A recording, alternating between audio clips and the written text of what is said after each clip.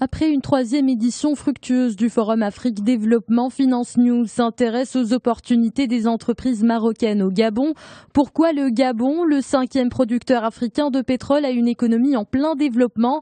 Énergie, agriculture et infrastructure, tous ces domaines vont subir de grands changements à travers le plan stratégique Gabon émergent. Cette feuille de route prévoit aussi de réduire la dépendance du pays aux ressources pétrolières. On apprend que le Gabon réalise déjà une croissance hors pétrole de 8% du PIB et le pays veut encore accélérer les moteurs de cette croissance. Voilà donc un terrain propice pour faire des affaires. Les entrepreneurs marocains ont leur carte à jouer au Gabon, écrit l'hebdomadaire. Un secteur dur à réformer, l'anarchie règne sur le transport de voyageurs. Les propositions du gouvernement pour débloquer la situation ont été avortées, entre autres par le Parlement, affirment les Échos. Aujourd'hui, c'est la Fédération du transport qui se décide d'agir en soumettant de nouvelles propositions au gouvernement pour un nouveau départ du transport routier. L'une des propositions phares s'intéresse au contrat entre le détenteur de l'agrément et l'exploitant. Au lieu d'une année, la fédération suggère une période de transition de 5 ans pour les agréments exploités de manière indirecte avant le 1er avril 2015. Le temps de mettre en place un cadre légal pour mieux gérer la relation contractuelle entre le détenteur de l'autorisation et l'exploitant. Les membres du gouvernement et les professionnels du secteur immobilier se sont réunis la semaine dernière. L'heure est grave, le logement au Maroc est en difficulté selon la Nouvelle Tribune. L'hebdomadaire fait parler les chiffres, il en ressort un bilan mitigé.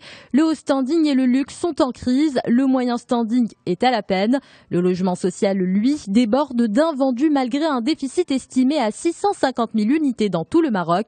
Le journal analyse aussi certains signaux inquiétants comme la baisse de la consommation du ciment en 2014. Que disent à présent les quotidiens algériens? Le Soir d'Algérie énumère tous les scandales qui entachent l'image de la société publique des hydrocarbures Sonatrach.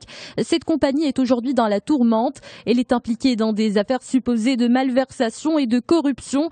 Son activité est touchée par la baisse des prix du pétrole. Elle est aussi sujette à l'instabilité managériale. Elle est enfin contestée dans la réalisation de son projet de développement du gaz de schiste dans le sud algérien. Ce qui nous amène à ce bilan énergétique dressé par Liberté. Dans ce bilan, les énergies fossiles, le pétrole et le gaz viennent en premier. Des ressources gaspillées durant de longues années selon le journal. Voilà pourquoi l'Algérie veut revoir son programme des énergies renouvelables lancé en 2011. Le pays veut aujourd'hui miser sur le solaire photovoltaïque. Mais selon les experts, cette filière consomme trop de foncier et pose des problèmes de maintenance. Le quotidien français Le Monde publie cet entretien avec le ministre de l'Intérieur. Bernard Cazeneuve parle religion et donne plus de détails sur cette réforme du culte musulman lancée hier en Conseil des ministres. Une réforme de plus en plus urgente selon lui. Elle vient en réaction au phénomène de radicalisation et à la montée des actes islamophobes.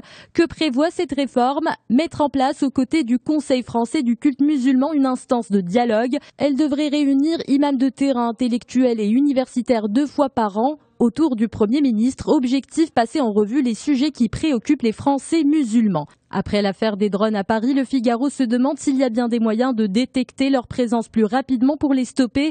A priori, selon les experts, les dispositifs de lutte contre ces appareils volant en milieu urbain sont rares. Le quotidien ne baisse pas pour autant les bras et explore tout de même quelques pistes, comme les outils de détection sonore proposés par plusieurs entreprises. Ce système a montré ses limites dans les grandes villes où le bruit de fond pourrait poser problème. Plusieurs pays ont recours au laser offensif, à l'image de la Chine ou les États-Unis. Une méthode qui a aussi ses limites, commente le quotidien.